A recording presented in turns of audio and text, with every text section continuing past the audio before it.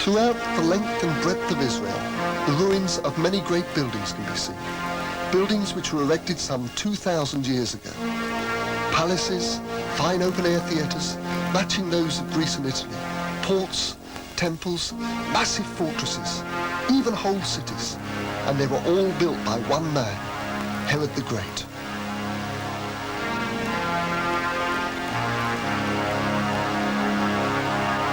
Some of the buildings, like this shrine at Hebron, are remarkably well preserved.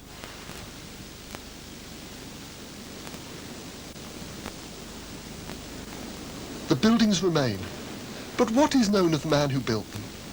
Well, the best known reference to Herod is in the Gospels. Do you remember the story of the birth of Jesus and the massacre of the little children?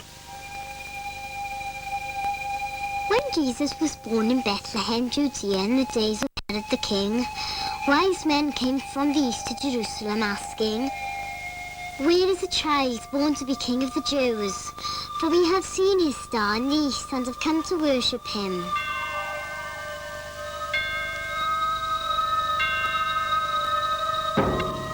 When Herod heard this, he was troubled. And he called the wise men and asked them when the star had appeared. And he sent them to Bethlehem and said, "Go and search for the young child, and when you have found him, report to me so that I may go and worship him too."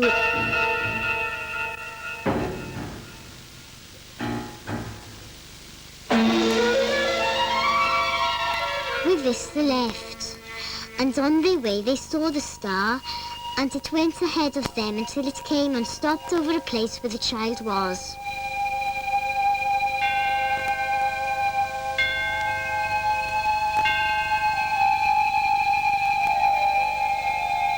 They went into the house and saw the child with his mother Mary.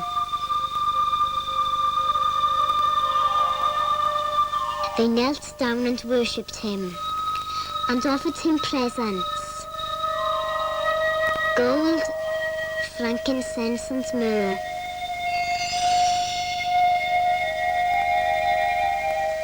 And God warned them in a dream not to go back to Herod, so they went home by another road. When Herod realized that they had tricked him, he was furious and gave orders to kill all the boys in Bethlehem and its neighborhood who were 2 years old and younger.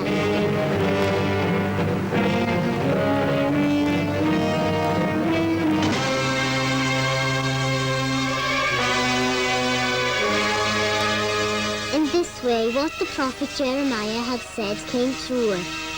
The sound is heard in Ramah, the sound of crying and weeping, Rachel weeping for her children, and would not be comforted, for they were all dead.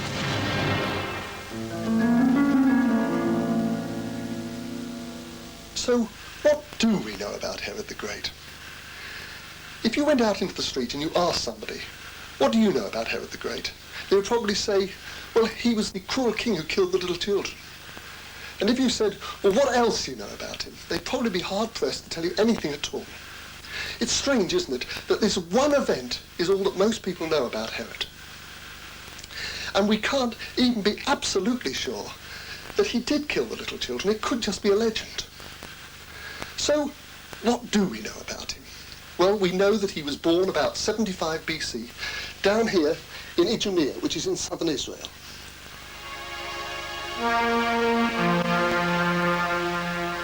This is Idumea. It's bleak, it's barren, and it's dry. Mile after mile of open desert. It's a harsh land, producing a hard people, and Herod was a hard man. We know nothing at all of his childhood. The first we hear of Herod is when, as a young man, he became governor of Galilee. He was ambitious and ruthlessly crushed all opposition. This made him very unpopular. At the time, Palestine was caught between two great warring empires, Rome, the master of the Mediterranean world to the west, and Parthia in the east. In 40 BC, the Parthians invaded Palestine and captured the Jewish king. But Herod managed to escape and sail to Rome.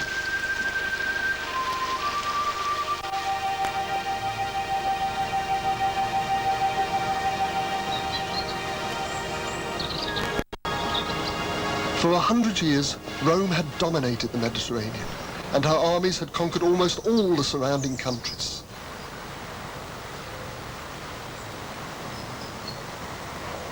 And it was to Rome that Herod came to seek the assistance of the two most powerful men of the day, Mark Antony and Octavian. They agreed to help him and called a meeting of the Senate so that Herod's case could be heard. The Senate debated the matter and finally agreed to support him.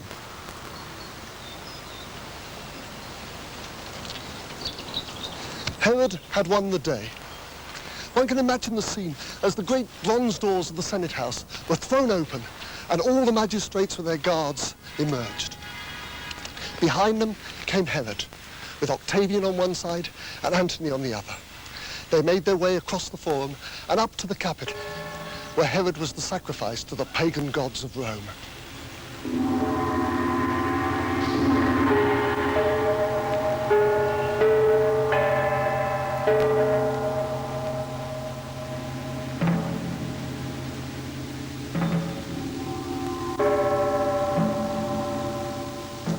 With Roman support, Herod returned to Palestine, but only to find that the Parthians had replaced the Jewish king and put someone else on the throne. It took 2.5 years of bitter fighting before Herod eventually succeeded in capturing Jerusalem and became king in reality. Now that he was king, he embarked on a great building program, a program which reflects his love of grandeur and splendor. Herod was the greatest builder that Palestine had ever seen. He built temples, theatres, palaces, fortresses, even whole cities. Everywhere one digs, one seems to find the remains of his buildings. On that mountain over there was one of his most ambitious projects, Herod's palace fortress of Masada.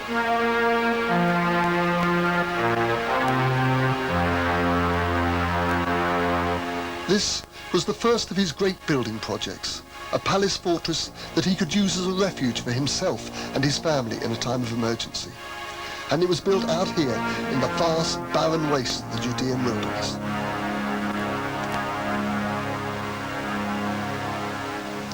And this is how it would have looked at the time.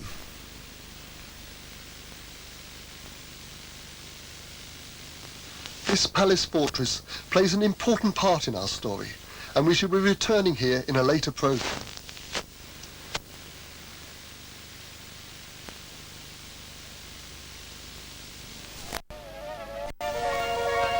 Herod also built whole cities.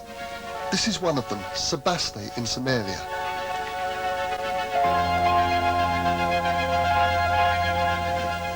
Herod was only a half-Jew, and he was easily bored with the restrictive Jewish way of life. He loved the good life, the sort of life he had seen in Rome. He loved the Roman gladiators, their arenas, racecourses and theatres, and he wanted Sebaste to be that kind of city, a city of fun.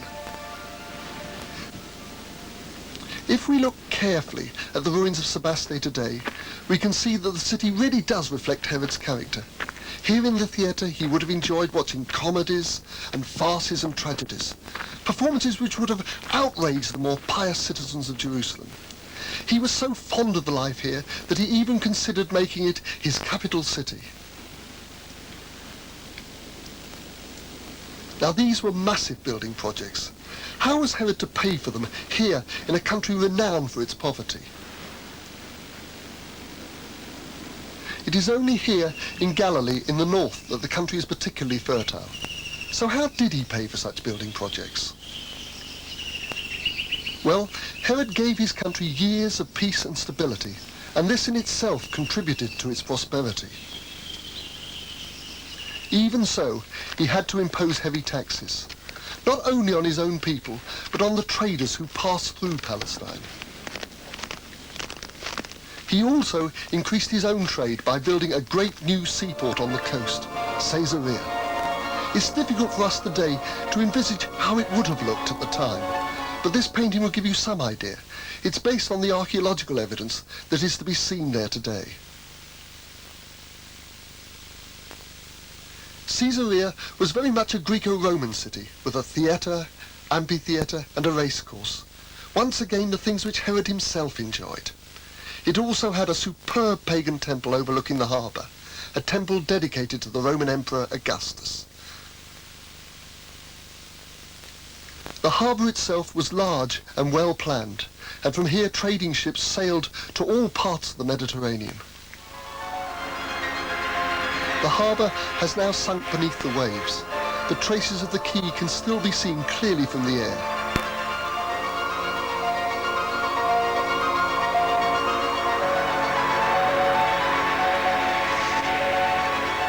The city was supplied with fresh water by an aqueduct which stretches for many miles along the coast.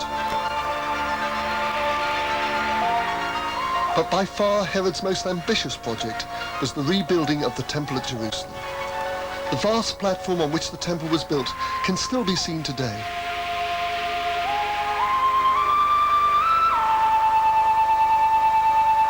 The temple itself stood where that golden dome is now. But what sort of building was it? Well, I've started building for you a model of Herod's temple.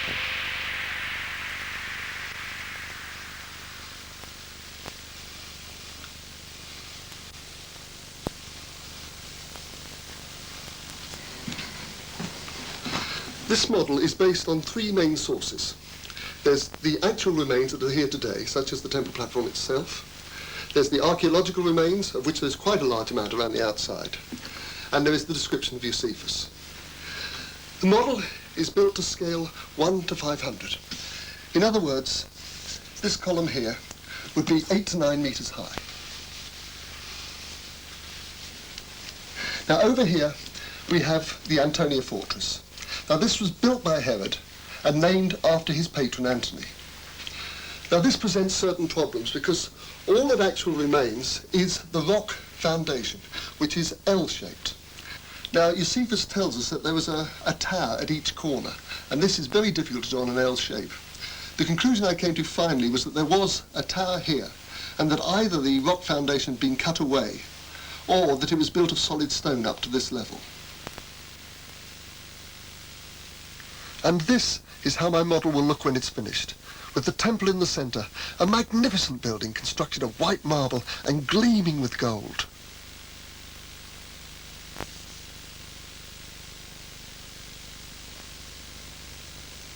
Herod spent the last 15 years of his life supervising the building of the temple, and work continued for many years after his death.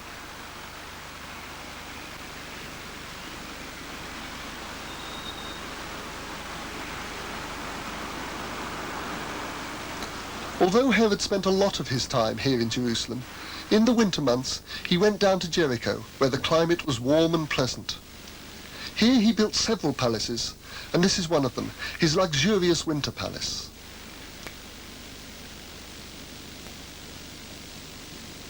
Unfortunately, only the foundations of the palace have survived, but it's surprising what we can deduce just by examining what's left. The column bases, sections of wall, and the occasional fragment of wall painting.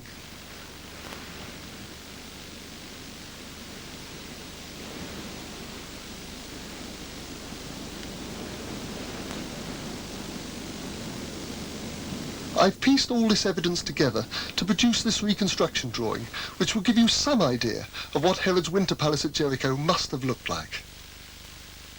Although Herod had these magnificent palaces, his home life was sheer misery. He married 10 times, 10 wives, and in the end he came to hate them all. His wives, his mother, his sister, they all squabbled with each other, and Herod became more and more convinced that they were planning to murder him.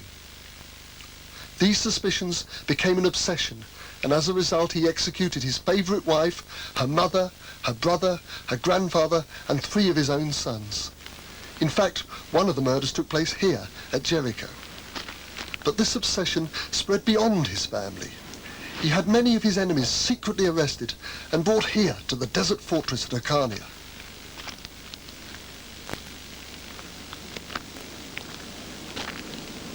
Hyrcania is situated deep in the Judean wilderness, and all around there's nothing but desert. Mile after mile of desert.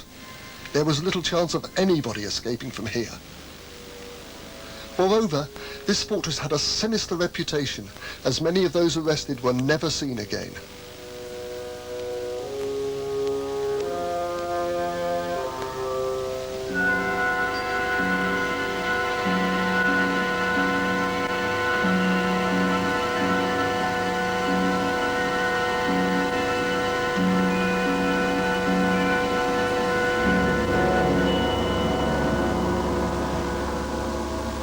Herod had ruled Judea for 33 years. He was now 70 years old and his health was failing. He came here to his favourite winter palace at Jericho, and this is where he spent the last months of his life. But even now, he was still obsessed with the idea that his family was plotting against him, and on his deathbed, he ordered the execution of his eldest son. It was here, at the winter palace at Jericho, that Herod died in 4 BC. His body was taken to Herodium, where it was buried. This is how Josephus describes the funeral. His body, crowned and sceptred, was carried in procession for 24 miles to Herodium, the place he had chosen for his burial. The bier was of solid gold, studded with jewels and draped in purple. It was escorted by all Herod's surviving sons and relations. Behind them marched the army, led by spearmen, 500 house slaves, and freedmen carrying spices.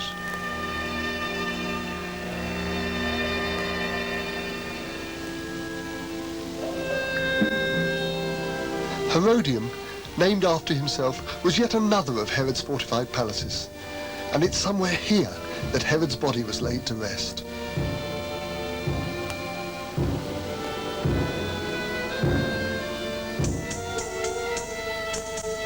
Archaeologists have been excavating this site for several years, always hoping that they might possibly find Herod's tomb.